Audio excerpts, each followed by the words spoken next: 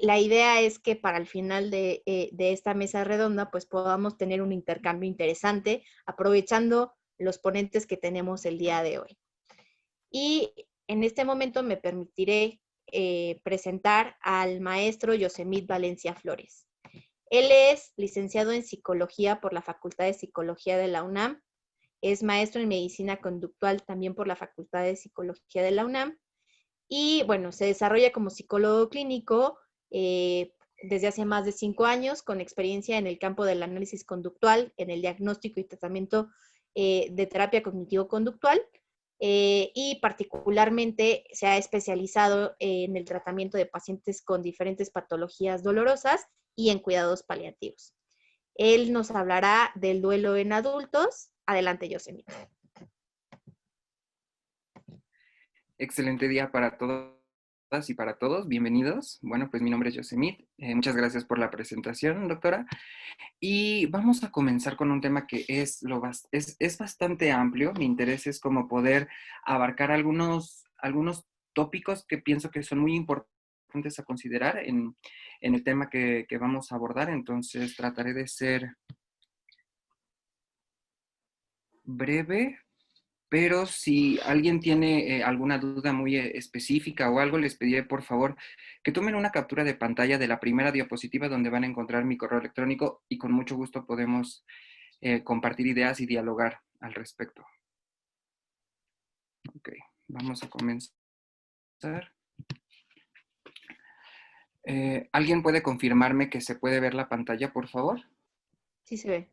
Perfecto. Sí, sí. Esta es la pantalla que les pido, por favor, para dudas posteriores o algo que no nos dé tiempo. Bueno, vamos a comenzar. Quiero iniciar con qué es el duelo. Aunque existen muchísimas definiciones, en general para mí esta es una que me gusta muchísimo. Y es la pérdida de una relación, un contacto que teníamos con otro y rompe el contacto con nosotros mismos. El duelo no solamente afecta de forma biológica y emocional, también lo hace cognitiva y socialmente. Es decir, cuando nosotros estamos en una etapa de duelo, empieza a cambiar nuestra forma de pensar. Depende si el duelo dura mucho, poco o de las circunstancias donde éste amerita. También se ve afectado por la relación que tenemos con la persona que falleció, la forma en la que falleció y las variables sociales, las tensiones actuales y el tipo de apoyo social disponible. También de la cultura donde se vive. No es lo mismo vivir un duelo en nuestra cultura que en una cultura de otro lugar. Y esto es muy importante tomarlo en consideración. ¿Cuáles son las reacciones que podríamos considerar normales ante la muerte de un ser querido? Bueno, son muchísimas y son muy vastas. De hecho, vivir un duelo, veremos que es algo individual, con estudios en grupos, ¿no? Sin embargo, estas son algunas de las cosas que podemos llegar a ver en una persona que está viviendo un duelo. Tenemos 4 tipos: físicas, emocionales, cognitivas y conductuales. Es únicamente esta lista para que puedan verla, más allá de que yo pueda explicarla, porque el tiempo no sería suficiente. Sin embargo, quiero que consideren cómo pueden ser muy opuestas, ¿no? Por ejemplo, en la cuestión eh, de síntomas físicos, puede haber tanto sentido de despersonalización como hipersensibilidad al ruido, falta de energía o debilidad. En las cuestiones emocionales puede existir tristeza, insensibilidad, extrañeza con respecto a mí mismo o ante el mundo habitual. En la cuestión cognitiva, sentido de presencia, de alucinaciones visuales, auditivas o ambas.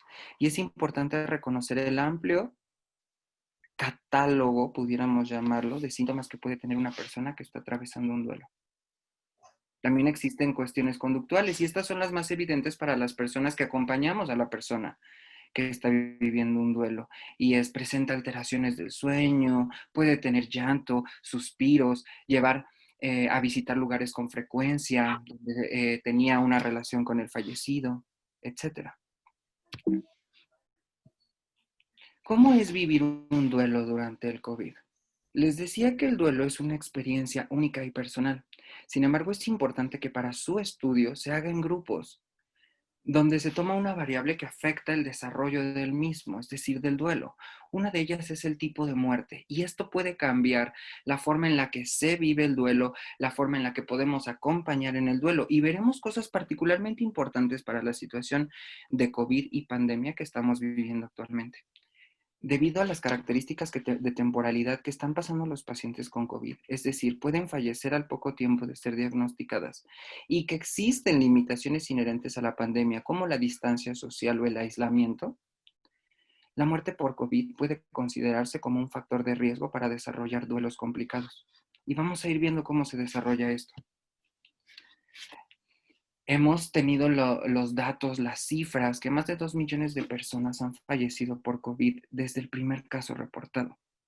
Tenemos otro tipo de variables. Las personas no ven a su familiar antes del fallecimiento y el duelo se llega a vivir en solitario, sin consuelo de otros seres amados, como veníamos diciendo, por el distanciamiento social. Se limita el contacto físico. Y por la cuarentena, ya que existe un riesgo de contagio, se limita el contacto entre personas. No es posible realizar rituales en muchos lugares, en muchas condiciones de despedida. Y el aislamiento social que existe por razones razonables. Por otro lado, también estamos presentando dificultades económicas por la probable pérdida o la limitación de trabajo que se está teniendo en la actualidad. Estas características que les mencioné son las razones por las cuales el COVID puede afectar al duelo y llegar a ser un factor de riesgo para que éste se haga complicado. Para tratar el tema del duelo y principalmente que lo que vamos a hacer son algunas recomendaciones para la población adulta, es importante saber esto. En muchas ocasiones se ha dividido el duelo tanto en etapas como en fases como en estadios. Sin embargo, lo más importante es todos los esfuerzos que se han llevado a cabo para reconocer y trabajar los procesos de asimilación de la experiencia. El chiste o el objetivo es tomar las creencias, esquemas o pensamientos que una persona en duelo está teniendo y buscar que esto se transforme para que la persona pueda ver que el mundo, su mundo, ha cambiado. Existe un modelo que a mí me gusta mucho tomar para poder visualizar el duelo y es el procesamiento dual del duelo. Aquí existen dos posturas hacia las cuales reconocemos a la persona que está viviendo en duelo, en este caso, alguien que ha perdido a un ser querido, ¿no? Y estas posturas dependen de dos cosas. Uno, del contexto donde me encuentre y por otro lado, de la atención que yo le pongo a esas experiencias internas que está viviendo. Existen dos posturas, por lo tanto. Una postura que se le ha puesto, postura hacia la pérdida, y es cuando nos encontramos en contextos que nos recuerdan a nuestro ser querido, pero que también ponemos atención a los síntomas como sentir, recordar hechos específicos de la pérdida. Y existe, por otro lado, una postura que se le llama hacia la restauración. Y es cuando la persona se encuentra en contextos donde no es posible o donde no se permite con facilidad, eh, voy a silenciar, perdón, donde no se permite con facilidad recordar al ser querido o que por otro lado estamos haciendo otro tipo de acciones o no ponemos atención a los síntomas que estamos teniendo. Ahora, este paradigma supone que no existe una manera lineal de vivir el duelo. Y esto es muy importante. Muchas veces las personas pueden pasar o regresar o estar en diferentes etapas según el modelo de estudio que nosotros queramos dar para abordar el duelo. Sin embargo, este modelo no es así. No existe una manera lineal. Rompemos la visión darwiniana de que la persona tiene que pasar de un estadio a otro y a otro y a otro de mayor nivel para poder superarlo, sino más bien supone que las personas pasan por una pérdida y están expuestas a cambiar la atención que tienen por los contextos de pérdida o de restauración. Espero estar siendo claro, pero si no es así, lo voy a decir con otras palabras. Cuando nosotros vivimos una pérdida, y entonces vienen y viene, se me ocurre el médico forense y nos dice hay que hacer este tipo de trámites para poder llevar, etcétera. Ahí nos estaríamos enfrentando a un contexto de restauración, donde nos focalizamos la atención a a diferentes cosas que no tienen que ver con la pérdida del mismo, sino a otro tipo de actividades. Sin embargo, cuando nos encontramos solos en casa a punto de dormir, y entonces vienen todos estos recuerdos de la persona que vivía con nosotros, existe una postura hacia la pérdida, donde los recursos atencionales se dirigen a todas las emociones y sentimientos que se causan por el duelo. La existencia de esta fluctuación atencional es como permite el cambio de estas posiciones, pero estas y ninguna de las posiciones determinará la resolución del duelo, ni tampoco su complicación. Es decir, no estoy diciendo que las personas deben estar en una postura o en la otra, sino más bien, ¿qué hago yo en cada una de esas posturas para determinar si puedo llevar a una resolución del duelo o a una complicación del mismo? Para, para poder llegar a una resolución del duelo o a una complicación del mismo, existen dos tipos de conductas que una persona en duelo puede llegar a hacer cuando se encuentra en un contexto de pérdida o de restauración. Estas dos se dividen en acercamiento y evitación. Las conductas de acercamiento son acciones que incluyen aceptar las reacciones que estoy teniendo y los síntomas posteriores a la pérdida, evaluar las consecuencias que está teniendo la pérdida y permitir continuar expresando el afecto que tengo. Es decir, una postura de restauración puede tener conductas de acercamiento, donde continúo expresando, donde evalúo las consecuencias. Y una postura de pérdida también puede tener conductas de acercamiento, donde me permito aceptar la reacción que tengo, evaluar las consecuencias de la pérdida, expresar mi afecto para construir objetivos y metas y actúo para conseguirlas. Pero por otro lado, en las mismas posturas también puedo tener conductas de evitación y son acciones que incluyen invertir energía rumiando acerca de las causas o consecuencias del fallecimiento de mi ser querido. Nos enfocamos en disminuir y controlar los síntomas, en disminuir y controlar la tristeza, la culpa que estoy teniendo. Nos concentramos en otro tipo de actividades y tratamos, muy claramente el concepto lo dice, de evitar lo que estoy sintiendo. Esto se ha visto que puede llevar a una complicación del mismo. Y esto es importante saber qué conductas está teniendo la persona en duelo. ¿Se está acercando a su experiencia o está evitando la misma? Y entonces podemos darnos cuenta de cómo está viviendo esa persona el duelo y cuál puede ser el pronóstico del mismo. A partir de ahora que conocemos las posturas y las conductas que puede tener alguna persona desde el modelo de procesamiento dual, voy a dar algunas recomendaciones en cuestión de atención. Es decir, vamos a dividir las recomendaciones en dos: recomendaciones individuales para si nosotros conocemos a alguien que está pasando por un duelo debido al COVID, y recomendaciones de atención, es decir, si nosotros somos profesionales que vamos a proveer de atención al duelo. Vamos a iniciar con estas para profesionales y es, ¿cuáles son las recomendaciones de atención? El COVID es una situación sin precedente alguno. No nos habíamos enfrentado a algo tan complejo como este, pero han habido situaciones en el mundo que se parecen. Y es decir, algunos atentados en cuestión de cuestiones catastróficas ambientales en otros lugares del mundo o cuestiones catastróficas creadas por el hombre como ataques terroristas o cualquier otro tipo de ataque que involucre la pérdida de mucha gente en muy poco tiempo. Estas son las recomendaciones que se han encontrado y que pudieran llegar a funcionar si nosotros somos prestadores de servicios de salud. Lo que se ha visto es el apoyo y la consejería grupal e individual es importantísimo.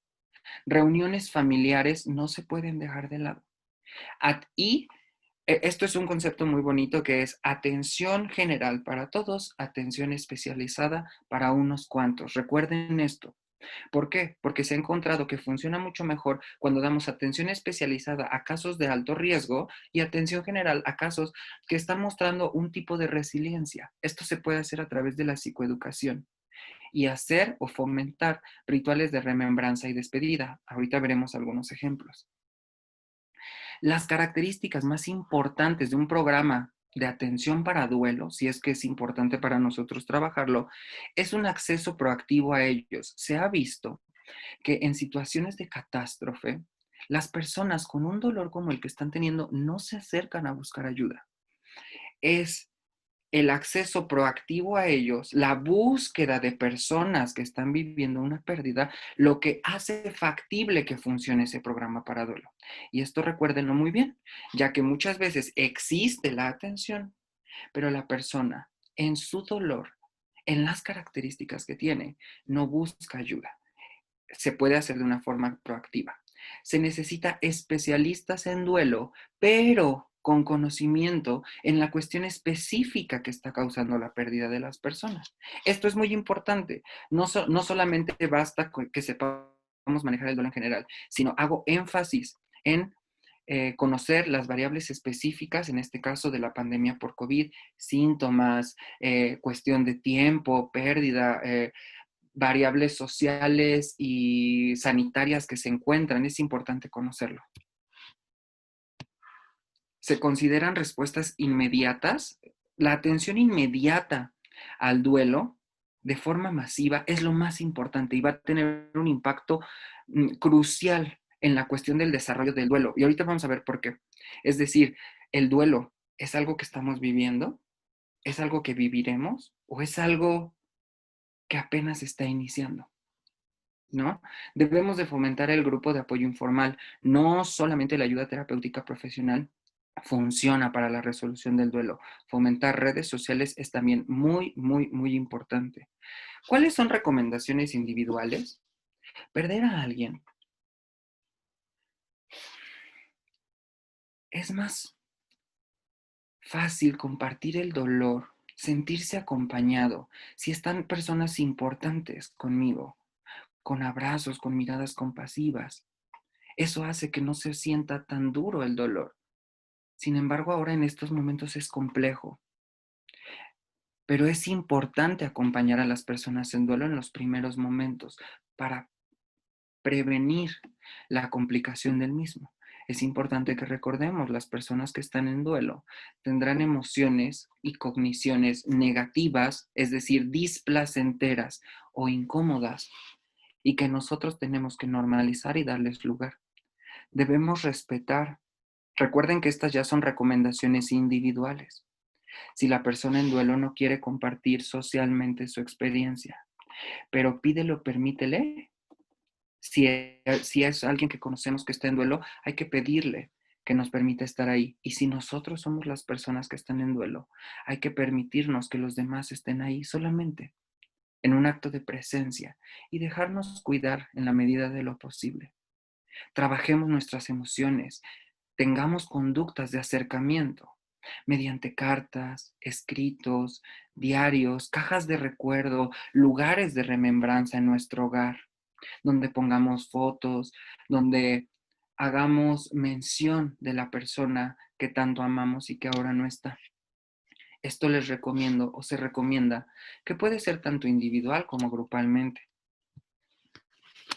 Si es posible que realicemos rituales de despedida, hay que hacerlo. Los rituales de despedida no son únicamente presenciales. Estamos enfrentándonos a cambiar nuestra forma de vivir el duelo. Y existen maneras. Un acto, un ritual de despedida es un acto simbólico de demostrar nuestro amor. Y podemos demostrar nuestro amor de muchas maneras, no únicamente presencial. Realiza una reunión virtual con tus seres queridos. Publica en tus redes sociales como un sentido de homenaje. Comparte el legado de tu ser querido. Realiza actividades en grupo. Por ejemplo, coordínate con tu familia, aunque esté en distintos lugares, y mediante una videollamada o algo, suelten globos biodegradables, por supuesto, al cielo, todos al mismo tiempo. Hagan actos de amor simbólicos, compartan recuerdos, experiencias y momentos. Hay cosas que no conocíamos de nuestros seres queridos, pero al compartir experiencias y momentos podemos conocerlos un poco más. Podemos tener conductas de acercamiento y es muy importante incluir a los niños, a los adultos mayores y a las personas con discapacidad. Por ejemplo, en los rituales que sean posibles realizarse de forma presencial, aunque sea con un aforo muy limitado, es muy probable que deseemos proteger a nuestros adultos mayores. Por ejemplo, si es de una pareja de adultos mayores que uno fallece, pero el otro no puede ir al funeral, no hay que aislarlo. La distancia social no significa aislamiento.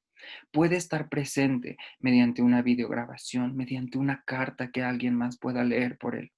Y esto es muy importante de recordar.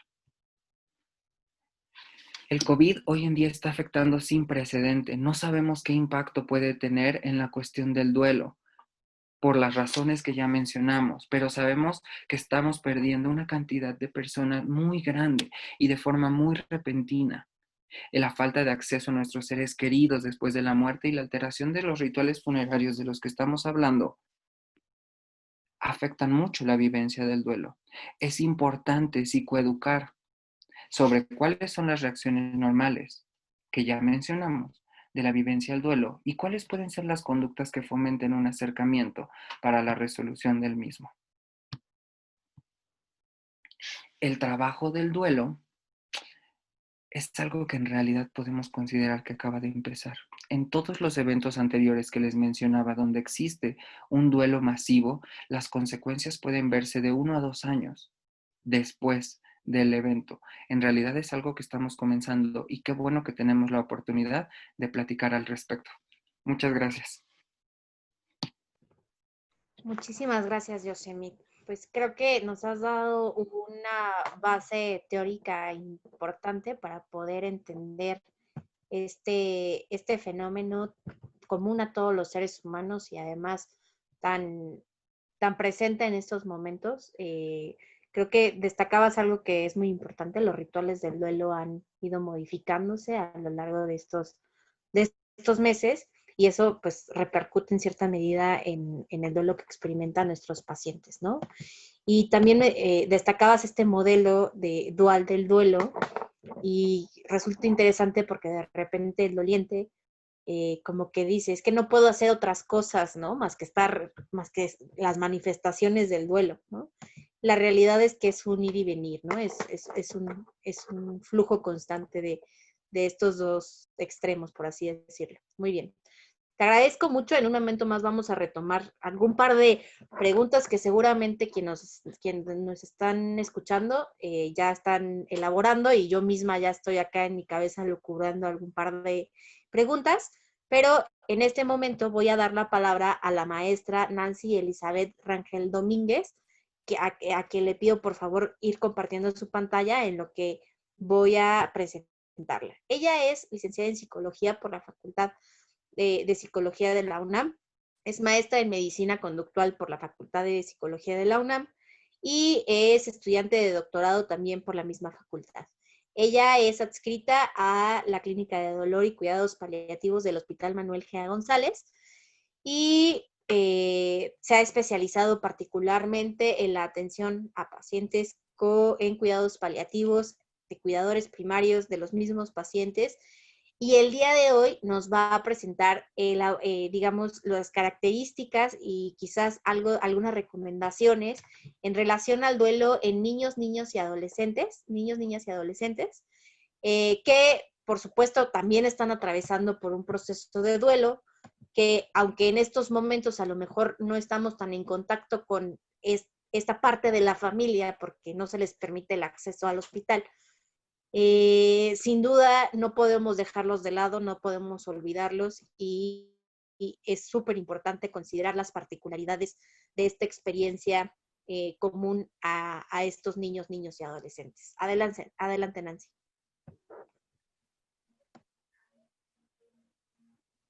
Listo, pues muchas gracias por estar aquí con nosotros en esta actividad, en esta mesa, que bueno, ya comentaba Yosemite, es una de las situaciones que en la actualidad nos hace pensar en qué va a pasar, qué cosas o qué situaciones vamos a abordar más adelante desde el punto de vista de la salud mental. debido a todas las pérdidas que se están teniendo asociadas a la enfermedad de COVID.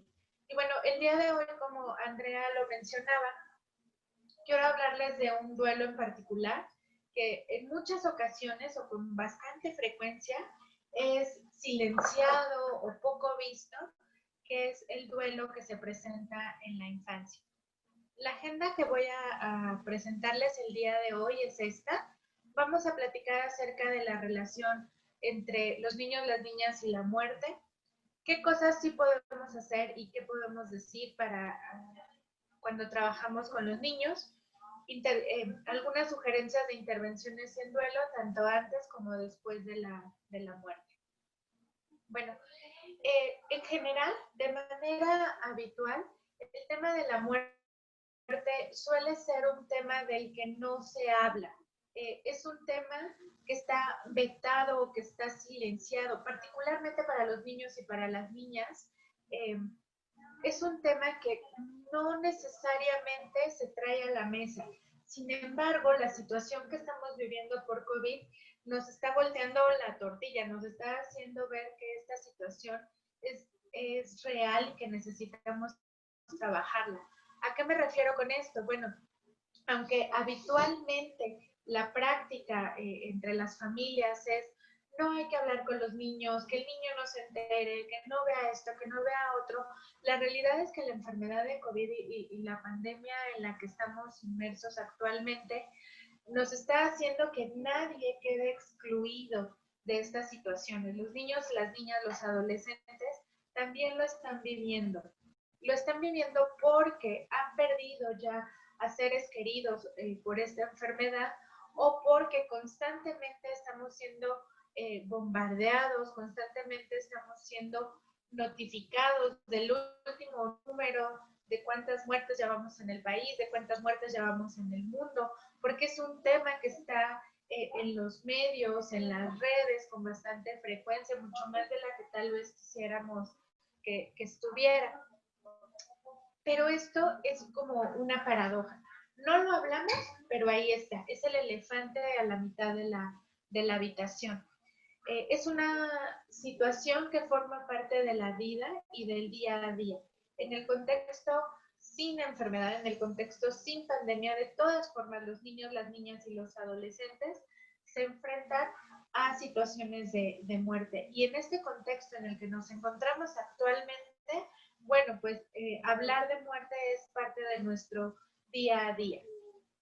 El concepto de muerte es una construcción social, cultural e histórica.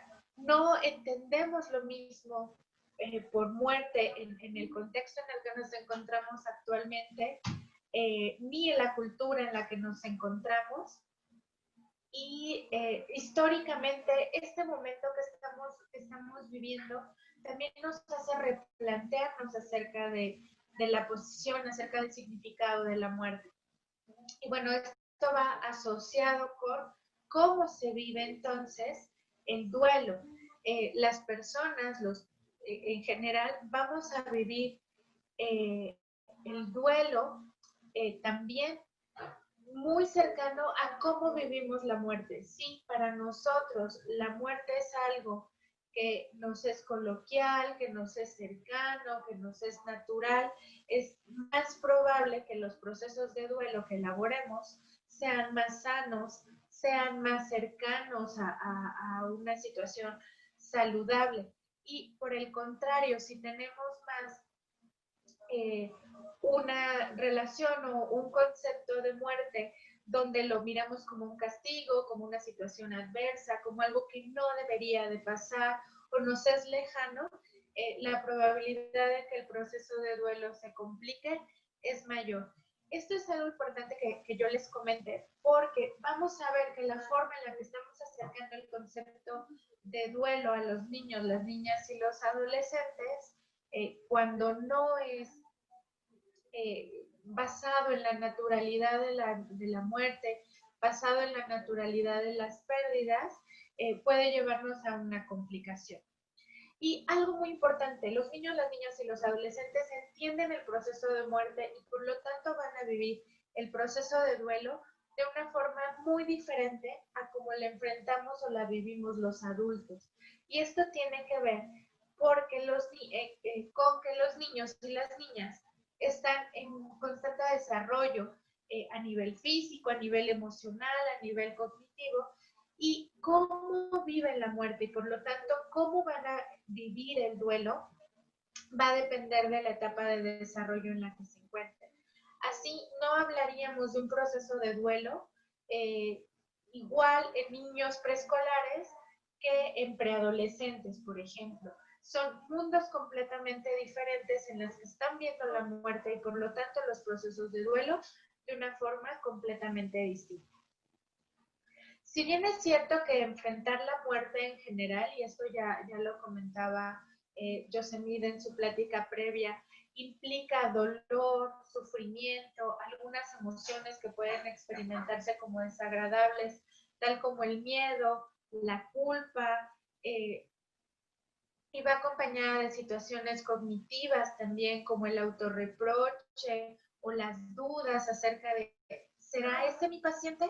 No lo pude reconocer, no pude despedirme, quedaron cosas pendientes. Si bien es cierto que todas estas situaciones acompañan al proceso de duelo y acompañan a la situación de enfrentar la muerte, para los niños y para las niñas, esto suele ser aún un tanto más difícil. ¿Por qué? Porque les escondemos el proceso. Habitualmente eh, no hablamos con los niños, no hablamos con las niñas acerca de cómo se van a dar los procesos de duelo. Los saltamos como si por pases mágicos los niños ya no tuvieran que enfrentarse a estas situaciones. Y entonces, como solemos alejarlos del proceso o los escondemos lo que está pasando, principalmente en una situación basada en que evitemos el sufrimiento de los niños, lo que estamos haciendo es dejarlos transitar solos por este caminito, por este proceso del duelo. Los estamos dejando experimentar y vivir ese dolor, ese miedo, esa culpa, ese sufrimiento solos, sin el apoyo de un adulto que pudiera guiarles. ¿Y por qué los adultos solemos no hablar con los niños y con las niñas acerca de lo que está pasando? Bueno, en general es porque existen una serie de creencias alrededor de la muerte y el duelo en niños y niñas. Una de estas es muy fuerte, es muy difundida, es que los niños no deberían de sufrir. La infancia debería de ser la mejor etapa de la vida y entonces deberíamos evitar cualquier posible sufrimiento alrededor de la vida de los niños y de las niñas, ¿no? Entonces, vamos a tratar de hacer todo lo posible porque ellas no sufren. Y con esto llevamos a cabo ciertas conductas de evitación, de alejamiento. Pero además algo que ocurre con muchísima frecuencia es que los adultos no contamos ni con la información ni con las habilidades necesarias para apoyar y acompañar a los niños durante estas etapas. Okay. Entonces, ¿qué pasa acerca de la relación entre los niños, las niñas y su acercamiento con la muerte?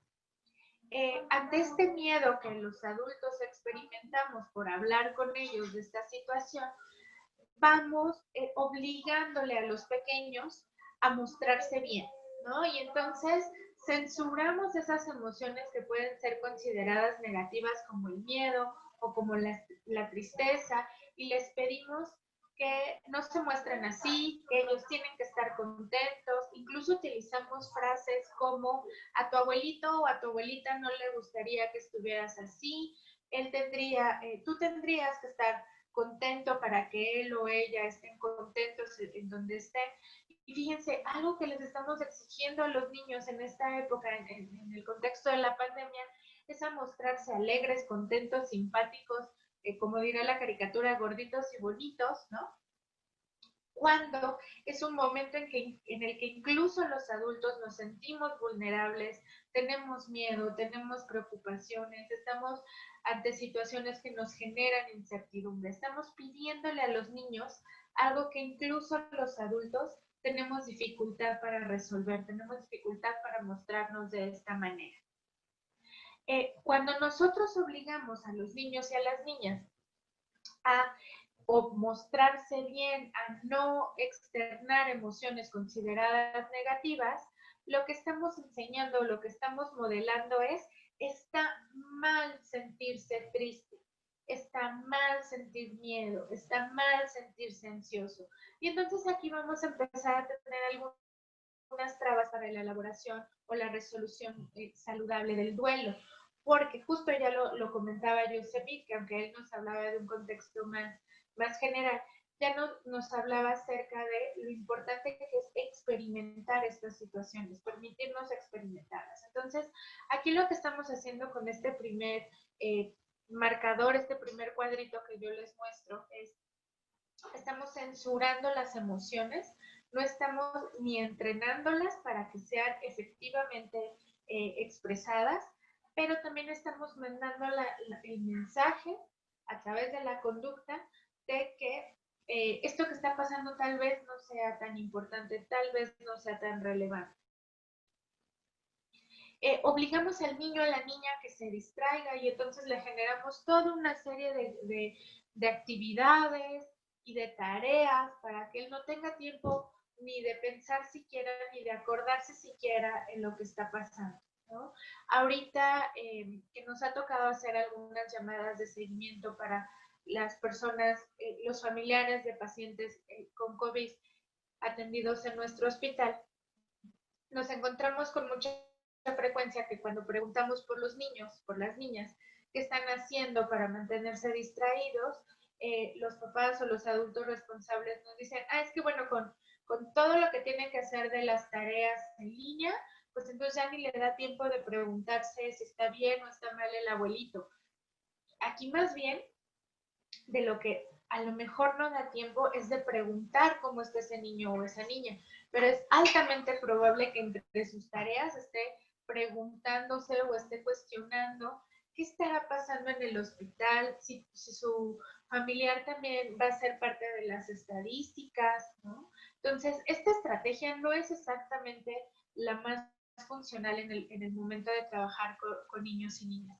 Incluso hemos visto algunos casos extremos donde se busca que el niño o la niña se distraigan, incluso cambiando de su contexto, ¿no? Y entonces nos han reportado cosas como ya no está en la casa, ya lo mandamos con el abuelo, la abuela, con un tío o una tía, y entonces le preguntamos al familiar, ok, y esta situación la hicieron como medidas de cuidado. No, no, no, para que se distraiga, porque allá hay primos, porque allá tienen otros animalitos, porque...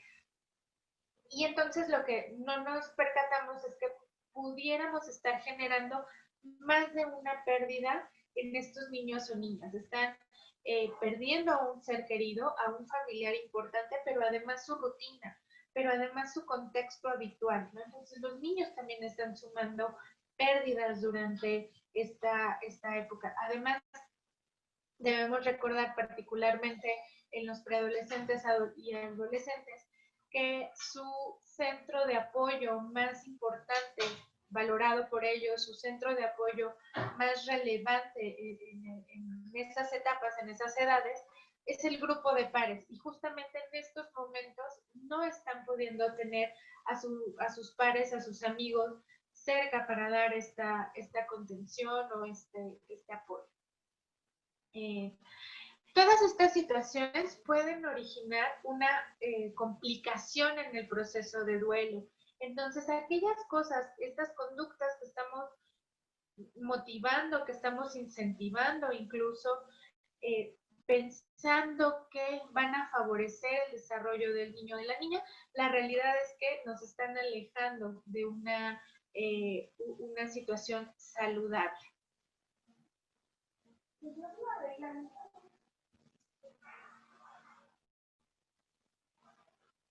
Perdón, tengo un... Aquí está. Ok, hay una serie de mitos y falsas ideas alrededor eh, eh, del trabajar con niños y niñas acerca del proceso de muerte o acerca del duelo. Como ya les mencionaba yo previamente, en algunas ocasiones se tiene la idea de que los niños y niñas son tan pequeñitos que la realidad es que ni se enteran, ni se dan cuenta, nunca van a entender lo que está pasando porque no saben. Y el contexto en el que estamos nosotros viviendo actualmente, es difícil que los niños y las niñas no se percaten de lo que está ocurriendo.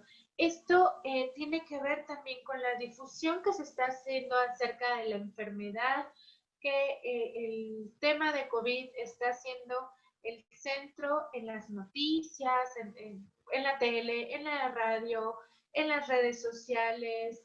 Eh, Constantemente el ver incluso que las personas tengan que utilizar la mascarilla, que constantemente estamos lavando las manos, etcétera, o que estamos siguiendo una serie de medidas que antes no existían, le están dando la señal al niño, le están dando referentes al niño o a la niña de que algo está cambiando. Es prácticamente imposible que un niño no sepa lo que está ocurriendo. Más bien no le hemos dado la información y entonces eso que le falta a él entender, lo va a llenar con propia información que pudiera estar él imaginándose o creando. Tenemos la idea de que los niños, al ser muy pequeñitos, no tienen las capacidades cognitivas para hacerle frente a esta situación. Y no es que no las tengan, lo que pasa es que son diferentes a las nuestras. Pero tenemos una tendencia a volver al adulto el centro de la atención o el centro, o la medida de todo, ¿no? Si no lo entienden como lo entendemos los adultos, entonces no lo entienden. Algunas situaciones que también se están presentando, es mejor, están basadas en esta idea, es mejor no decir nada, es mejor que esperemos a que sea un poco más grande, a que sea un poco más maduro para explicar lo que está ocurriendo. Esta siguiente idea es algo que ahorita nos está poniendo también en jaque. Fíjense esto, los niños no deben ver a los moribundos. Algo que abogábamos mucho, que seguimos abogando incluso hoy en cuidados paliativos, es que las personas podemos despedirnos de nuestros seres queridos incluso en los momentos más difíciles de las enfermedades. Fomentábamos las visitas de los niños y las niñas al hospital para hacer estas despedidas. Sin embargo, ahora la enfermedad por COVID lo que nos está trayendo, el punto en el que nos está colocando en este momento es que no podemos hacer estas despedidas. Incluso los niños o los adultos no podemos despedirnos de nuestros seres queridos. Y aquí tendríamos que pensar entonces en otras estrategias. Hay niños, hay niñas que están participando de las videollamadas que se hacen a algunos de nuestros familiares, a pacientes atendidos en el hospital, están comunicándose a través de cartas o dibujos con sus familiares hospitalizados. Tenemos que pensar una forma diferente de hacer las cosas. Algunas otras ideas es que si hablamos acerca de la muerte con los niños y las niñas, estos van a traumarse porque es un evento tan difícil de soportar o de sobrellevar que no van a tener la capacidad. Todas estas ideas que yo les enlistaba, bueno, pues están limitando la participación de los niños y de las niñas en procesos de entendimiento de la muerte que van a redituar o que van a sembrar buen camino para sus procesos de duelo. Algo que nos tiene que quedar muy claro es que los niños y las niñas están desarrollando su estructura cognitiva, es decir, la forma en la que enseñemos a enfrentar el duelo, a enfrentar las situaciones de muerte, van a generar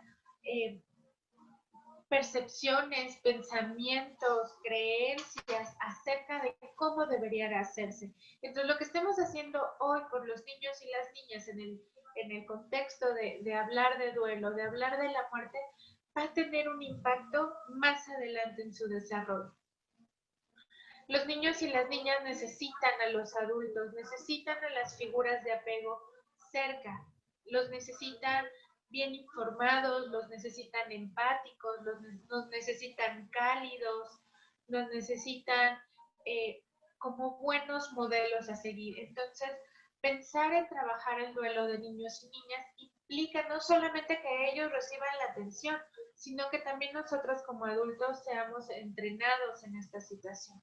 Los niños necesitan información clara, real, sí, acorde a su nivel cognitivo, pero también necesitan información que sea posible de digerir, si se permite la expresión, eh, a su nivel de desarrollo.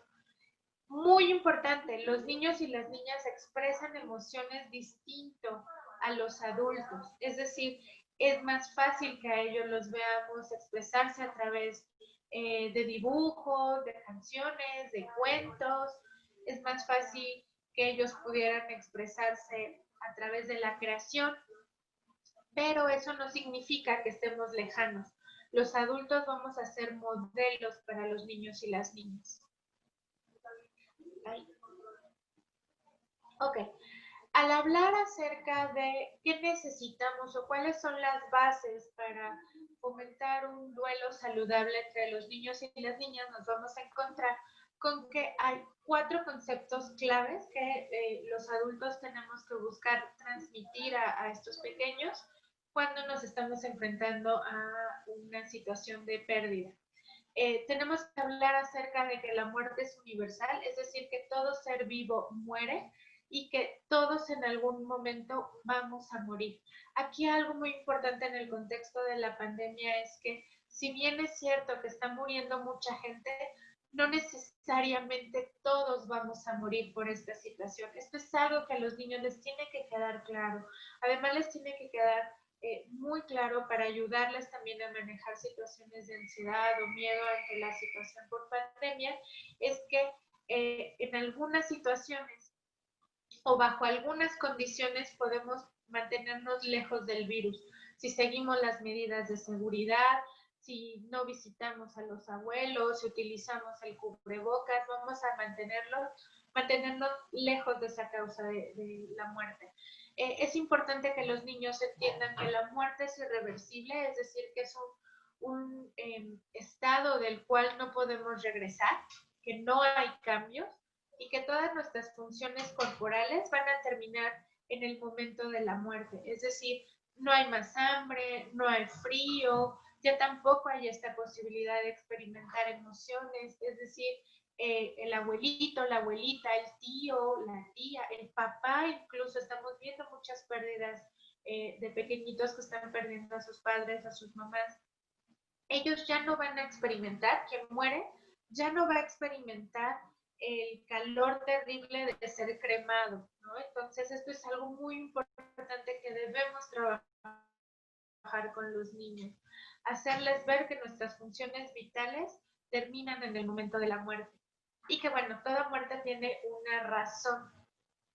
En este momento, las muertes que tenemos que explicar son aquellas derivadas de la enfermedad de COVID.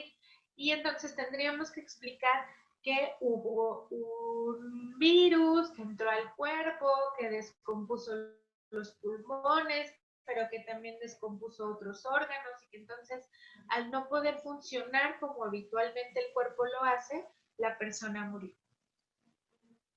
Ok.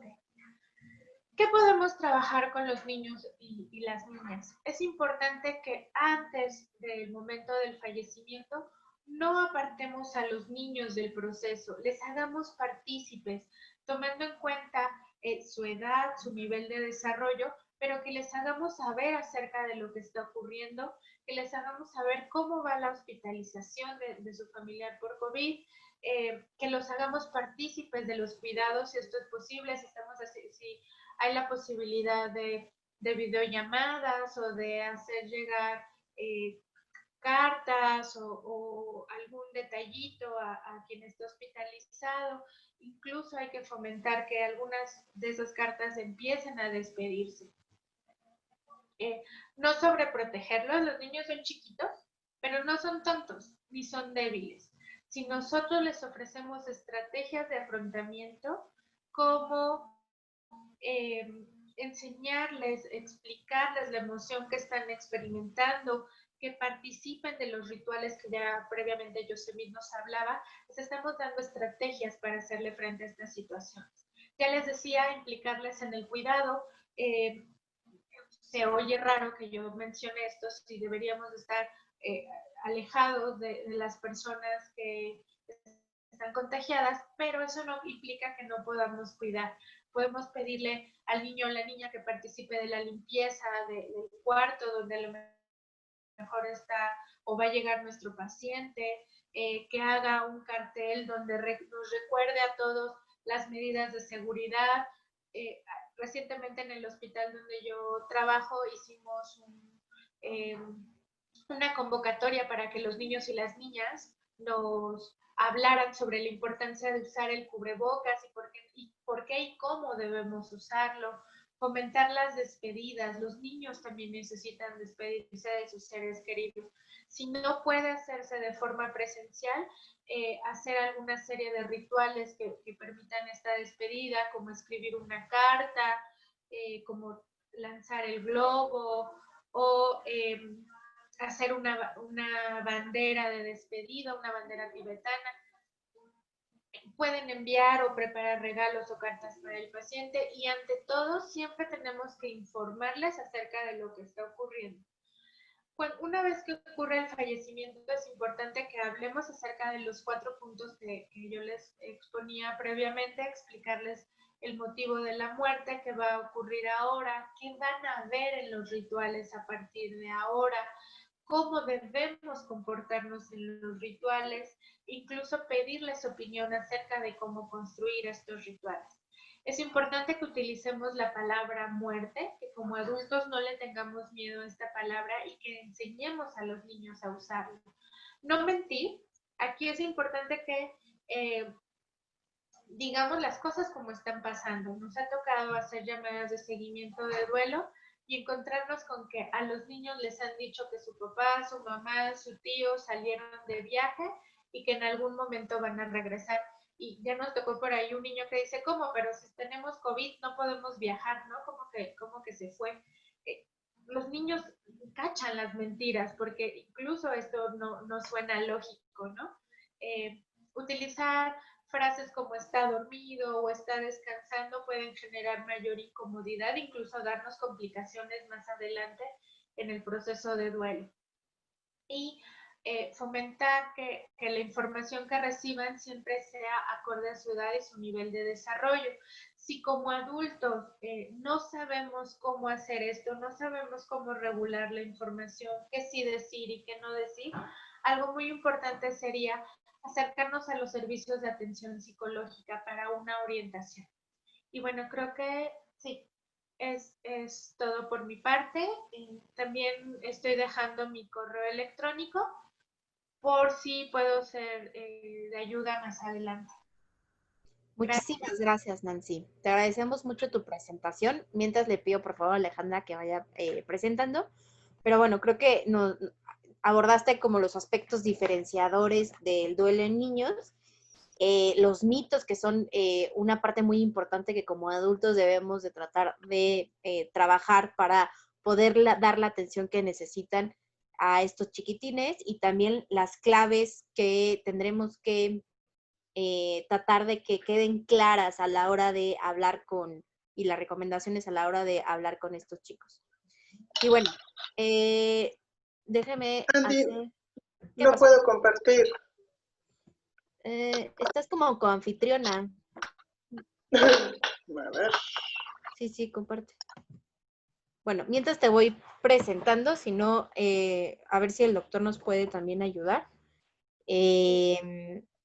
La maestra Alejandra Maza Morán, ella es licenciada en psicología por la Universidad Autónoma de Guadalajara, es maestra en psicología por la UDG y es alumna del doctorado de salud mental pública por parte de la Facultad de Medicina y por parte de el Instituto Nacional de Psiquiatría Ramón de la Fuente Muñiz. Si quieres, Ale, lo que podemos hacer es que me mandes rapidísimo tu presentación y yo la presento y te la voy pasando. Va que va. Sí, porque me sale que estoy inhabilitada. Dame un segundito. Dame un segundo. Necesito salirme de aquí. Una disculpa por el retraso. No sé por qué estás así.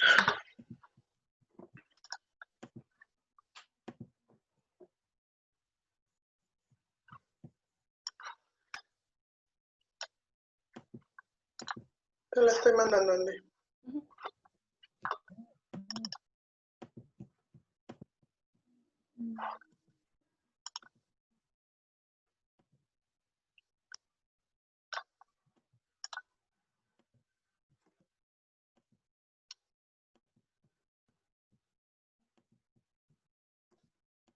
A ver, parece ser que no.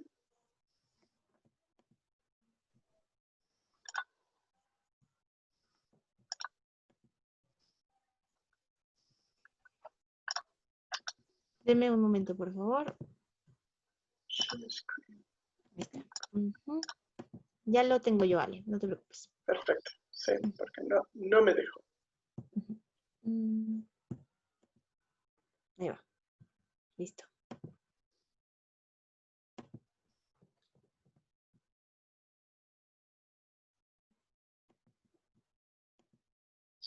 Listo. Muy bien, muchas gracias, Andy. Bueno, buenas tardes a todos. Gracias por estar aquí y quedarse a estas horas, que ya hace un poquito de hambre. Bueno, yo me tocó esta parte de esta plática déjenme apago esto, del duelo del personal sanitario. Y bueno, ya Yosemite y Nancy pues han hablado de lo que es el duelo, de las estrategias generales. Y bueno, el personal sanitario pues se ve muy beneficiado de estas estrategias generales del manejo del duelo. Así que yo me quise enfocar en estos minutos en hacer más que nada un ejercicio de reflexión sobre este fenómeno que estamos viviendo. La que sigue, por favor. Bueno, la muerte, ya lo fuimos diciendo, es este fenómeno universal, algo que tenemos por seguro desde que nos volvemos seres mortales, es que vamos a morir.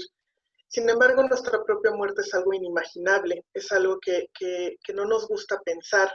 Esto es una respuesta humana, no es algo que solo nos pase a pocos. A nadie nos gusta estar pensando en la muerte. Se dice por ahí que a mayor edad, mayor conciencia de la posibilidad de la muerte. Sin embargo, hay un temor generalizado a la muerte, seamos niños, adultos, y esto es algo cultural, esto es una experiencia humana. La que sigue. Me gustaría partir de este hermoso poema de Mario Benedetti, que habla de esta experiencia, del temor a la muerte y de cómo se va modificando este concepto que ya hablaban Yosemite y Nancy, ¿no? Y dice así: cuando éramos niños, los viejos tenían como 30, un charco era un océano, la muerte lisa y llana no existía. Luego, cuando muchachos, los viejos eran gente de 40, un estanque era un océano, la muerte es solamente una palabra. Ya cuando nos casamos, los ancianos estaban en los 50, un lago era un océano, la muerte era la muerte de los otros. Ahora, veteranos, ya le dimos alcance a la verdad. El océano es por fin el océano, pero la muerte empieza a ser la nuestra. ¿De qué nos habla este poema? La que sigue. De que tarde o temprano todos nos vamos a enfrentar a la muerte. Y esta situación que estamos viviendo el día de hoy, en contextos de la pandemia, lo está haciendo más claro, más evidente. Esta pandemia es esta crisis de salud global que representa el mayor desafío de la humanidad desde la Segunda Guerra Mundial. Y una de las características que tiene es que justo nos está sucediendo a todos al mismo tiempo, desfasados por algunos meses la experiencia de Asia, Europa y la de América, pero todos lo estamos viviendo. Estamos en este mundo globalizado donde nos empezamos a enterar de las cosas de manera inmediata, al mismo tiempo todos. Este contexto particular de la pandemia, como ya han hablado mis compañeros anteriormente, tiene muchísimas complejidades desde cómo manejamos los rituales funerarios, cómo se están dando las noticias.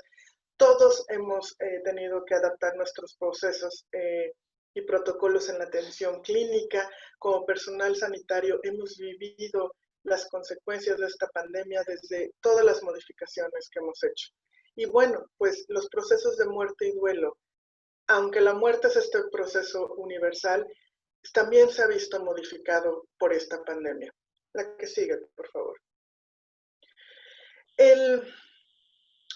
La muerte y el duelo son estos compañeros constantes e inevitables del personal sanitario. Todo el tiempo estamos enfrentándonos a esto y siempre ha sido difícil. Pero, ¿qué es diferente ahora? ¿Por qué en este momento parece ser que esto está siendo más difícil? La que sigue. Ya decían anteriormente, lo voy a hacer brevemente, que el duelo es este conjunto de reacciones emocionales, cognitivas y conductuales que tienen lugar tras la pérdida de un ser querido.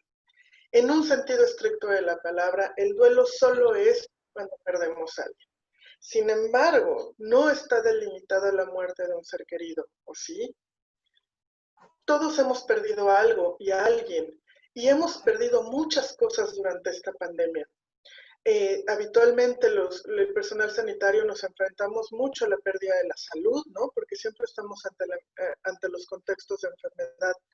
Pero esta pandemia, también nos enfrentamos a la pérdida de salud, la que sigue, por favor, a la pérdida de las funciones, a la pérdida de los órganos, a la pérdida del estatus social, laboral y funcional de nuestros pacientes. Lo vamos viendo continuamente. Entonces, nos enfrentamos constantemente en el contexto hospitalario a la pérdida de la muerte. Pero, insisto, ¿por qué la complejidad ante la pandemia? La que sigue. ¿Qué es diferente ahora? Porque también esta pandemia nos ha hecho perder la seguridad, la libertad, nuestras rutinas, nuestra forma de vida como la conocíamos. Las formas habituales de socialización son las que se han visto más afectados. ¿Y qué decir de la justicia, de este sentido de justicia? Ya hablábamos cómo los rituales funerarios se han visto afectados por la socialización en sí misma, porque ahorita está restringida. Esta cuestión de la justicia lo he escuchado mucho entre compañeros y colegas. Y ayer hacía este pequeño ejercicio de recuperar un poco los testimonios de algunos pacientes, de algunos colegas. Y, por ejemplo, esta enfermera que se encuentra en la ciudad de Puebla me decía, es injusto, Ale, se ven muchas injusticias en el hospital. No es posible que nos traten así. Y ella se refería en la primera parte a las injusticias en el hospital por decisiones que se han ido tomando, que todos lo sabemos, no es cuestión de ocultarlo, en la distribución de los equipos, en la distribución del equipo de seguridad también, pero se refería también a esta cuestión de que no era posible que nos trataran así al personal sanitario. Esto es un fenómeno, la que sigue, que no habíamos visto antes, ¿no? Cómo estos ataques al personal sanitario no se habían reportado antes. El personal sanitario siempre había sido muy valorado por la sociedad. Entonces, ¿qué está pasando en este momento? Estamos en un contexto típico a nivel mundial, definitivamente. Ya hablamos de los cambios en los rituales funerarios.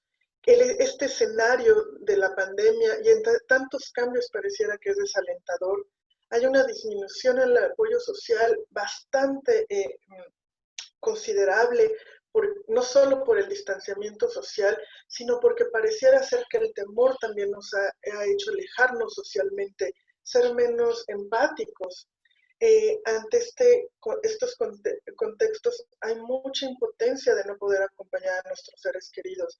Y por parte del personal sanitario hay mayor impotencia, porque el personal sanitario no está exento, no estamos exentos de que nuestros amigos mueran, de que nuestros compañeros mueran, de que nuestros familiares mueran. Pero al ser personal de riesgo, no podemos, si de por sí la entrada a los rituales funerarios está siendo limitada, al ser personal de riesgo y asumirnos en este riesgo, nos están limitando más. No podemos estar al momento de despedirnos. muchos compañeros me han dicho, es que lo más difícil de esto no es que se muera, porque esto lo hemos vivido, lo vivimos siempre. Lo difícil es no poderme despedir, porque sé que yo ir a despedirme es un riesgo. Este contexto atípico, ya lo mencioné anteriormente, de vivir con estigma y culpa, es súper complejo. ¿Cuántos de nosotros hemos vivido con mucha culpa o con mucha incertidumbre? Voy a enfermar a mi familiar, y si mi familiar es población de riesgo, es posible que por mí se enferme y que por mí llegue a morir. Entonces, esto nos está complicando las vivencias de algo normal y natural que de por sí ha sido difícil. La pandemia nos lo está volviendo más complejo, más difícil. La que sigue, por favor. Ante la muerte de un compañero, ayer recibía esta verbal se siente depresión, tristeza, desesperanza, temor de que me pueda pasar lo mismo, o sea, temor a contagiarse, pero que muertes y seguir adelante. Esta es la consigna que veo todo, la mayoría están siguiendo. Quiero poner un poco de manifiesto. La muerte de una persona a 50 personas. Pero les invito a reflexionar, si hoy mueren, ¿cuántas personas estarían afectándose?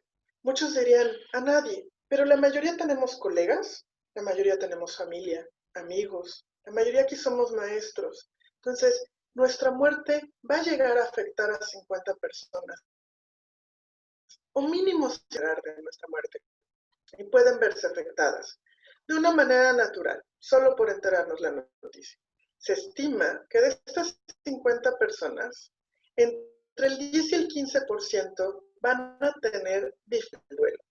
Ya me decían mis compañeros previamente, el duelo es un proceso, es algo que todos vivimos. Sin embargo, son pocas personas, entre el 10 y el 15%, pocas, pero no deja de ser significativo, que van a tener estas dificultades para afrontar el duelo. Lo quiero poner en magnitud. En México el día de ayer había 1.060.152 fallecimientos por COVID-19. Si lo multiplicamos por 50, estamos estimando que va a haber más de 53 millones de personas afectadas por la muerte de este millón de muertes. Estamos estimando que es más. ¿Por qué? Porque hoy estos fallecimientos son noticia nacional. Este millón nos está afectando a todos al saber que ya rompimos el primer millón. Pero bueno, regresamos a estimarlo que entre el 10 y el 15% van a tener dificultades para afrontar el duelo. ¿Qué significa esto? Que entre el 10 y el 15% de estos 53 millones van a tener alguna complicación en el duelo o van a presentar algo que nosotros llamamos duelo complicado. Eso se estima que serían entre 5 y 7.9 millones de personas en duelo complicado. ¿Saben cuántas de estas personas es personal sanitario? Bastante, porque somos el personal sanitario quien estamos viviendo la muerte de estas personas y víctimas por COVID. ¿Qué nos pasa ante la muerte de cualquier persona y más ahora ante COVID? Nos frustramos, sentimos que no sabemos, que no sirve nuestro trabajo, y ya les hablaba del estigma y la culpa. Una médico hace unos meses me decía, Ale, nunca había llenado tantos certificados de defunción en solo un turno. Yo no me preparé para esto. Entonces, se está viviendo con mucha complejidad. ¿Me van siguiendo? ¿Lo están viviendo ustedes? No lo dudo. La que sigue, por favor.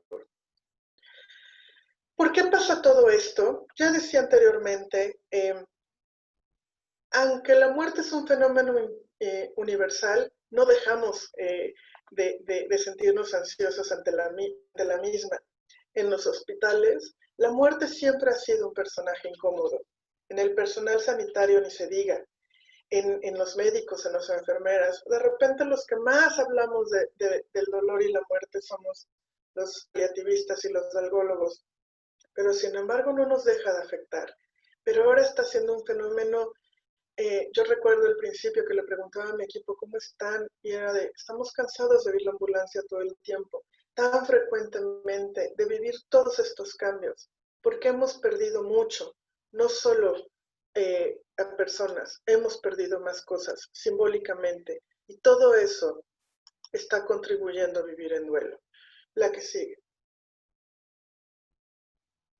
Les decía un poco, ¿no? Que la intención de estos minutos que tengo la voz era invitarlos a reflexionar un poco sobre la muerte, sobre nuestra propia muerte. ¿Qué utilidad tiene esto? Me dirán. ¿Por qué tengo que pensar en la muerte, Ale, hoy, un jueves a las 2 de la tarde? Una enfermera decía ayer, vivimos con incertidumbre, preocupados por la familia, siempre haciendo recomendaciones para evitar contagiarse. Al saber de contagios de compañeros se siente miedo y pienso que ojalá a mí no me pase. Por esto es importante reflexionar sobre nuestra muerte, porque es inevitable, vamos a morir. Ya decía Nancy, no necesariamente vamos a morir de COVID, pero sí vamos a morir tarde o temprano. Y más que tener miedo a la muerte, hay que invitarnos a reflexionar sobre ella. Hace muchos años, en mis primeros acercamientos al estudio de la muerte, un maestro me decía, y nos decía y nos invitaba a pensar, ¿cómo quieres morir? Y todos, no, pero yo no quiero morir. Sí, no es que van a morir hoy, pero piensen cómo quieren morir.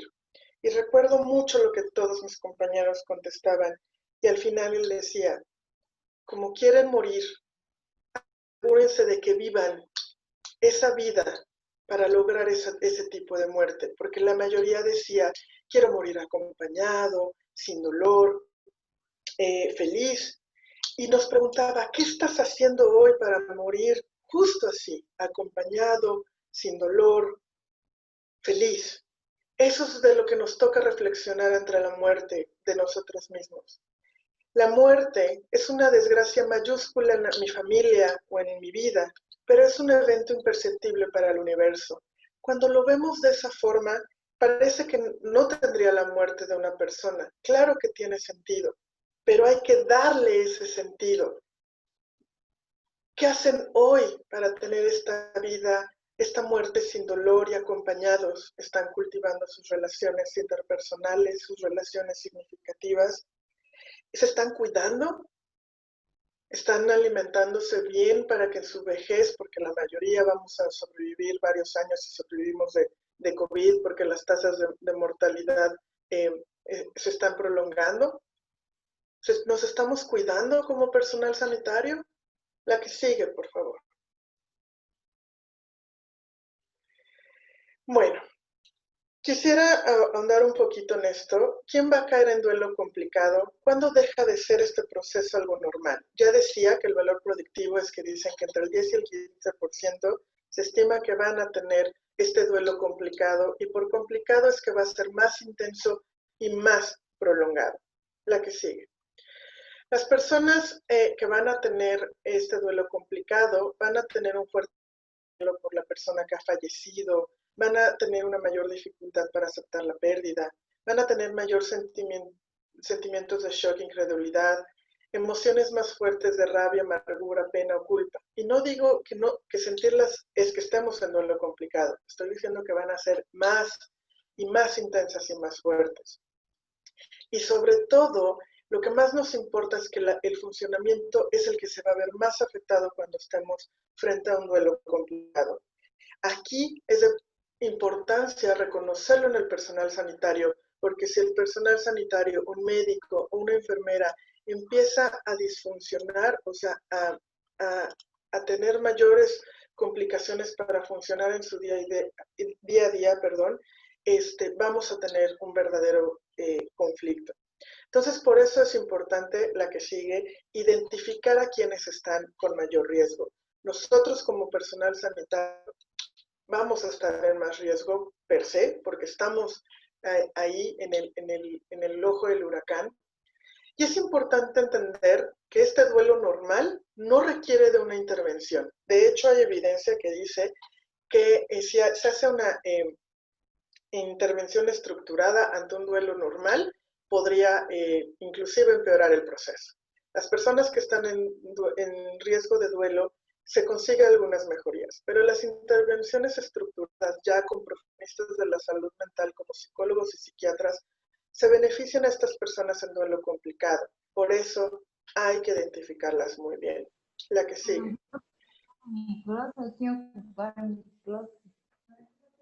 ¿Quiénes es más probable que tengan un duelo complicado? Las personas que ya tienen antecedentes de un trastorno depresivo mayor, que tengan una situación de estrés postraumático o trastornos de ansiedad. Y esto es algo bien importante para el personal sanitario, estar en áreas COVID. Se está viendo, hay evidencia a nivel internacional de que se está siendo una situación traumática. Entonces, por eso va a ser muy importante. Apenas estamos viendo cómo se está manejando el fenómeno, comportando el fenómeno, en nuestro personal sanitario, pero tiene un valor predictivo de que el personal sanitario en COVIDario, al estar ahí en la guerra, como lo están llamando, en la batalla, es más probable que desarrollen un duelo complicado por estar en una situación altamente traumática. Entonces, les invito a prestarle atención a nuestros compañeros, a ustedes mismos, porque esto es muy, muy importante. Ya lo decían anteriormente, es difícil pedir ayuda cuando la estamos pasando mal. Hay evidencia que el personal sanitario es quien menos pide ayuda, pero tenemos que ir rompiendo estos paradigmas de que el personal sanitario no necesita ayuda. La que sigue, por favor. El tipo de relación es muy importante para saber o inclusive predecir si se puede entrar a un duelo complicado. Por ejemplo, se estima que la muerte de un hermano tiene un mayor impacto que la de un compañero, pero aguas, tal vez con mi hermano era muy complicada la relación y con mi compañero era más fraternal. Entonces, no siempre vamos a decir, bueno, como no lo conocía, no me va a impactar tanto. Se estima también que la muerte del cónyuge o pareja genera más sufrimiento, pero la muerte del hijo, esta es de las muertes que sabemos que más nos van a causar duelo complicado. Entonces, ¿por qué? Porque esta es la muerte sin nombre. Es de las experiencias más traumáticas. ¿Por qué la muerte sin nombre? Porque cuando yo pierdo a mi pareja me vuelvo viuda, cuando pierdo a mi madre me vuelvo huérfano, pero no tiene nombre la madre o el padre que pierden a un hijo. Y muchos padres están perdiendo a sus hijos médicos, a sus hijos enfermeros, a sus hijos laboratoristas, todo el personal sanitario. Al ser personal joven, tenemos a papás, a familias completas sufriendo. La que sigue, por favor. Ya les decía, no les decía esto, de las variables predictoras para un diagnóstico de duelo complicado es en las personas que más ansiedad tienen ante la muerte, es posible que más presenten un duelo complicado, cuando hay mayor centralidad en el evento, o sea, está más cercano a mí esta muerte, y cuando hay mayores niveles de hostilidad, cuando hay mayor dificultad en la aceptación ante este evento, es posible que las personas presenten mayores niveles de duelo complicado. La que sigue, por favor. Por eso es importante que el personal sanitario y todos en general, sanitario y no, prestemos mucha atención a nuestra área emocional. Había un meme que salió hace algunos meses, hace un par de meses, hablando de la tercera ola o la tercera pandemia de la pandemia, que es la pandemia en salud mental, que decía, ¿verdad que la salud mental se importa? Pues algo importante es justo esto, que como personal sanitario le prestemos atención al área emocional, que busquemos desahogarnos emocionalmente, que hagamos este trabajo en emociones, sobre todo relacionado con la ira, porque si no, esto nos va a complicar las cosas y podemos desarrollar un duelo complicado. La que sigue. Esta imagen a mí se me hace, adoro esta imagen desde siempre, porque los médicos, enfermeros, todos los que estamos en el hospital, detrás de esa bata, abajo de esa bata, somos seres humanos sufrientes y dolientes. y tenemos que empezar a ser más compasivos con nosotros mismos como personal sanitario para poder acompañarnos mejor. La que sigue. Sabemos que institucionalmente la muerte es un personaje incómodo, hay una falta de formación. La que sigue. El personal sanitario y sobre todo los médicos se vuelven hábiles para la clínica, pero a veces no para la vida. Entonces hay una falta de formación para el manejo de la muerte. Insisto, a veces la muerte se ve como este fracaso profesional, pero no lo es. Entendamos que es este proceso universal. A veces esta muerte se ha visto muy excluida del saber médico porque están capacitados para salvar vidas, pero entendamos que nuestros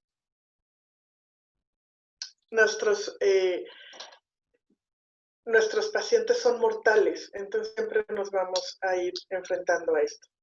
Y ya para terminar, la última sugerencia que yo quiero dar, esta reflexión, es sobre la importancia de nuestro autocuidado, de cuidarnos y reflexionar sobre nuestra muerte y sobre nuestro enfermar para poder afrontar mejor esta situación inevitable que es la muerte. La que sigue, por favor.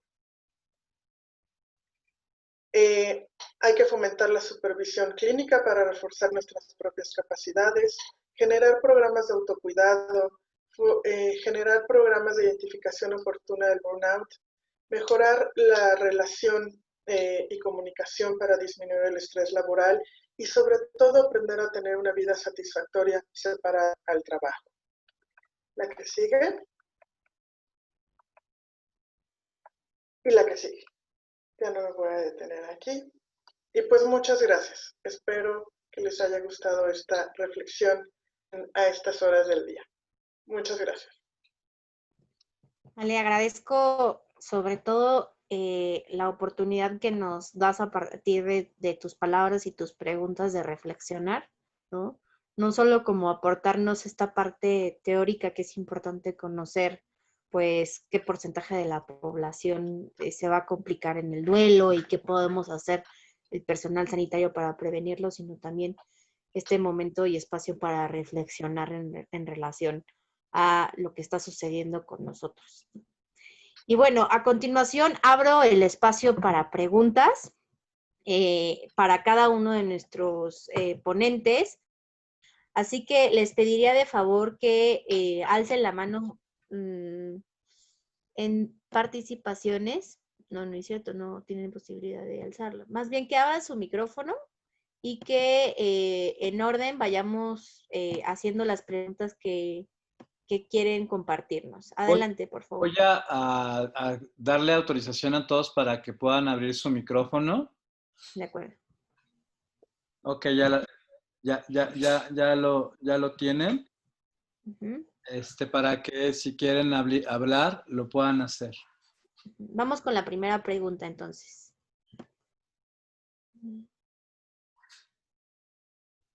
Yo me atrevería a hacerle una pregunta a la doctora Alejandra.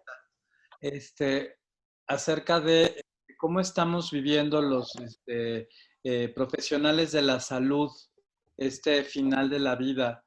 A mí me impactó mucho las cifras que pones y yo siendo especialista en cuidados paliativos, pues me está tocando vivir una transición. No es lo mismo darle cuidados paliativos a una persona con cáncer que una persona con no cáncer que inicialmente tiene una enfermedad potencialmente curable. Entonces, ¿cómo están haciendo este coping los profesionales de la salud? Qué buena pregunta. Creo que lo estamos viviendo, lo estamos experimentando en este momento. Por eso hacía esta reflexión al principio. En general, siempre ha sido la muerte un personaje incómodo, ¿sí? Siempre institucionalmente, jerárquicamente, no la queremos ver en los hospitales. Ustedes están entrenados como médicos para salvar pacientes. Ya los médicos en paliativos ya tienen más conciencia, pero y más sensibilidad al morir del paciente.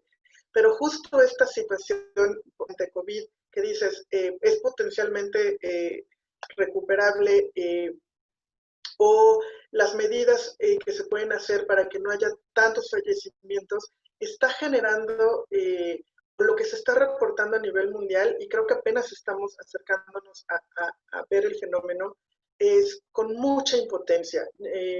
Leía un par de reportes que el personal sanitario lo viven con mucha impotencia. Por eso ponía estos diálogos. Si lográramos ver, hay impotencia, hay frustración, y esto está desgastando mucho y va a desgastar mucho más rápido a los equipos. Entonces, por eso es bien importante fomentar el autocuidado, trabajar mucho en nuestro autocuidado, Cory. Muchísimas gracias, Alejandra. Veo que está Carolina Cedillo Aquiles con su micrófono abierto. Alquicira, perdón. Carolina Cedillo Alquicira con su micrófono abierto. No sé si tengo una pregunta.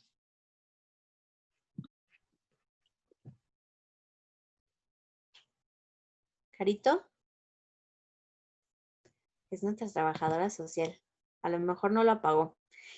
Bueno, a mí me gustaría hacer una pregunta a Yosemit. Me gustaría que nos hablaras un poco sobre lo que en estos momentos está experimentando en relación al duelo, pero las personas que van a fallecer, las personas que están en área COVID, que a lo mejor van observando cómo no están respondiendo al tratamiento, cómo quizás antes de inclusive ser intubados, ¿no?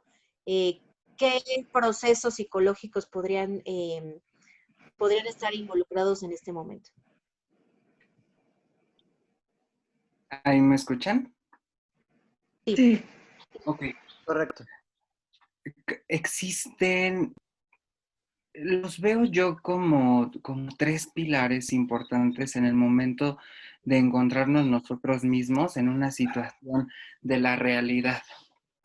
Uno es la idea de lo que pensamos acerca de la muerte. Hay una frase que incluso dice, la idea de que uno morirá es más cruel que el hecho de morir. Cuando nosotros estamos viendo que este tipo de situaciones, por ejemplo, el tratamiento no está funcionando, lo que se está viendo es que es justo este tipo de ideas y pensamientos que están pasando por nuestra mente los que comienzan a afectar no solo nuestra calidad de vida, ¿no? Sino empiezan a hacer que nosotros tengamos este tipo de conductas de evitación, de tratar de no lastimar a los otros, de vernos como una carga, de intentar hacer que los otros no sufran. Y entonces las personas que empiezan a tener la no respuesta al tratamiento empiezan a aislarse, empiezan a ocultar lo que están sintiendo, empiezan a tratar de no volverse incómodos para los demás. El trabajo con ellos es reconocer estas emociones que están sintiendo. Y verlo desde una perspectiva de diferenciar las cosas que son reales de las que funcionan para mí. Y eso es, tal vez es cierto, tal vez esto no está funcionando, pero funciona para ti, en lo que quieres, en este momento de tu vida. Y es común, me ha pasado que no solamente es con las personas que están en la situación COVID, sino es recibir llamadas en la madrugada de los familiares que reportan que es papá o mamá, ¿no?, quien está en área COVID y que acaba de recibir una llamada que no está funcionando el tratamiento, y entonces lo que están haciendo es llamarles por teléfono al familiar enfermo y les dicen, no te preocupes, todo va a estar bien. Y entonces fomentamos estas conductas de evitación hacia lo que verdaderamente estamos sintiendo, en lugar de conectarnos con la persona como realmente es, hablar de lo que está pasando. Y creo que esto es muy importante, diferenciar entre lo que es real y lo que funciona. Lo que funciona para sentir una verdadera calidad de vida es el acercamiento a las emociones, el reconocer. Es difícil pensar que no está funcionando el tratamiento, pero es más difícil pensar que eso me hace sentir a mí herido. Es más difícil reconocer que eso está haciendo que yo me sienta desahuciado. Entonces no se trata de reconocer la situación como tal, sino de lo que esa situación me está haciendo a mí un efecto. Y cuando puedes reconocer eso, comienzas a integrar y te permite acercarte a lo que es importante para ti en un momento tan duro como este, y que es tu propia muerte. Muchas gracias, Yosemite. Yo creo que nos acerca a una reflexión interesante que quizás estamos pasando por alto y a lo mejor la telepsicología podría ahí intervenir, ya que no podemos acercarnos a área COVID, pero que definitivamente sigue siendo súper importante y quizás más que nunca el apoyo del equipo de psicología para reconocer estas emociones, para poder hacer frente a esa situación compleja, ¿no? Con toda la complejidad que nos mencionas. Mencionan que, ¿por qué el personal, hacen una pregunta en el chat, ¿por qué al personal de salud le cuesta trabajo solicitar ayuda? Nancy, no sé si tú tengas, con base también en tu convivencia cotidiana y en lo que has estudiado, pues alguna idea de por qué nos cuesta trabajo al personal de salud solicitar ayuda.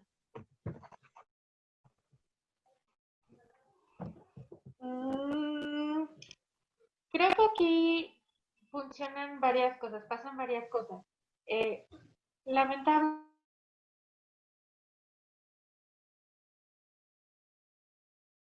Ajá, una representa buscar atención psicológica, ¿no? Y esto era algo que discutíamos hace algunos días con Ale Maza. Sigue siendo o sigue estando muy mal visto que atención psicológica. Cada vez menos, y eso es algo positivo, pero no se ha quitado de todo como este estigma, ¿no? Como si quien buscara atención psicológica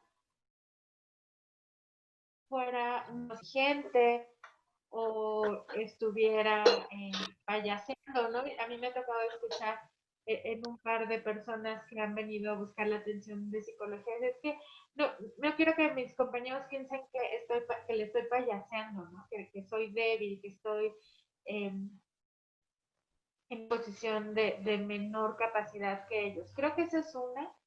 Dos, creo que también algo que nos ha estado ocurriendo en este contexto es que en todos lados héroes al personal de salud y la realidad es que eh, parecía que tienen capacidades superiores de repente, ¿no? Pero esta idea de yo probablemente está también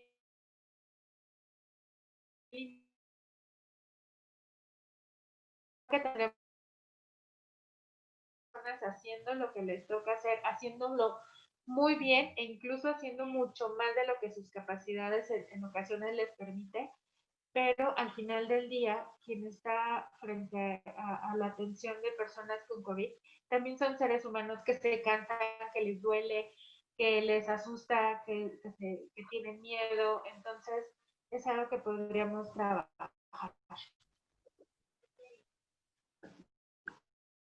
Muchísimas gracias. Para ir terminando la ronda de preguntas, igual a quien quiera contestar esta última pregunta, mencionan cómo se trabaja con los papás, la importancia que se tiene de hablar con los niños sobre la muerte, ¿no? El que quiera contestar al respecto, se los agradezco.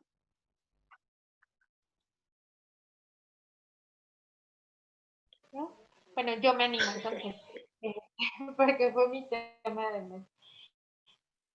¿Me puedes repetir la pregunta, Andy? Porque entendí como la estructura, pero otra vez.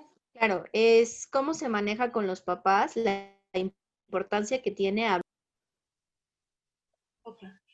Siempre es importante que hagamos donde sepamos que hay niños que pudieran verse afectados por la enfermedad de forma indirecta, por el proceso de duelo.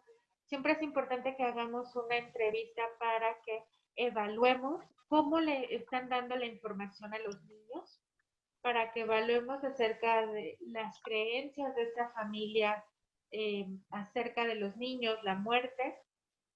Y una vez que hemos identificado esto, busquemos reestructurar aquellas ideas que pudieran no favorecer el acercamiento, ¿no? Ideas como las que yo les hablaba en la presentación. Es muy chiquito, no lo va a entender, etcétera. Ideas a través de estrategias que pueden ser, por ejemplo, debate, ¿no? ¿Y qué le hace pensar a usted que él no se da cuenta,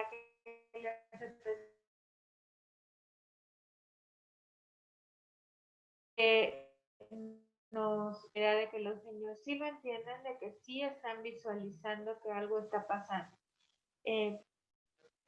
También es importante que fomentemos la comunicación efectiva entre adultos y niños, ¿no? ¿Cómo suele usted sentarse a hablar con este niño? Si lo hace la enfermedad y empezó de la cómo corregimos esa información. Nos hemos encontrado, por lo menos, yo he visto por lo menos ahorita un caso donde un paciente con COVID ya en una situación bastante compleja, al niño, que era el nieto, le dijeron que estaba en el hospital porque le dolía la pancita, ¿no? Entonces aquí tenemos que corregir esto y es, no le duele la pancita. Un virus entró a su cuerpo y eso está alterando sus pulmones. ¿Cómo lo hablaríamos? ¿Cómo lo explicaríamos a los niños?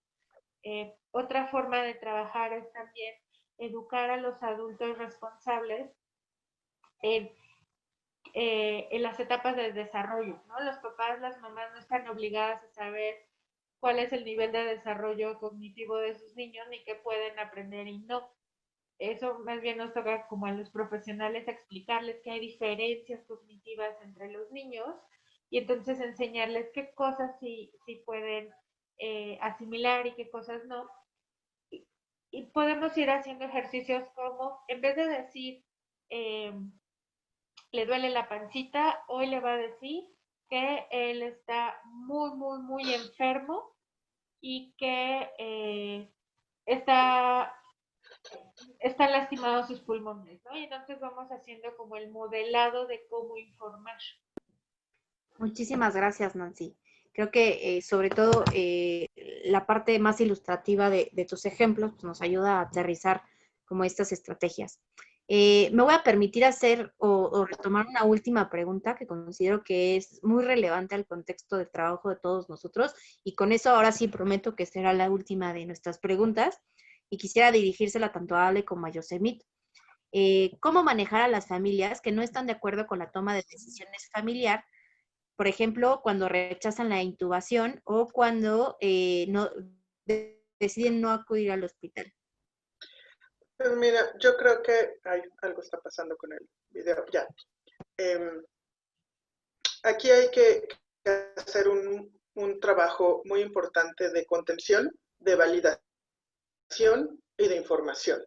Creo que mucho no respeto o esta incomodidad de la familia cuando un familiar no está aceptando, entiendo que puede haber enojo, frustración, pero justo es esto de lo que yo hablaba un poco, como no hablamos de la muerte, como no hablamos de estas situaciones de toma de decisiones al final de la vida, cuando ya se nos presenta, como diría Mafalda, lo urgente no deja tiempo para lo importante, cuando llegan las situaciones urgentes, dejamos a un lado lo importante de reflexionar, de haber hablado de esto de manera anticipada.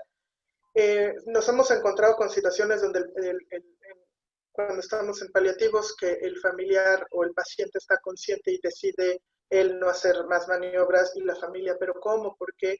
Lo que se tiene que hacer es mucha información, explicar que es su derecho, se tiene que dar contención y obviamente validar el sentir de la familia también, pero también validar el derecho, la opinión y la capacidad de la toma de autonomía, de toma de decisiones a partir de la autonomía del paciente. Creo que estas cosas son importantes.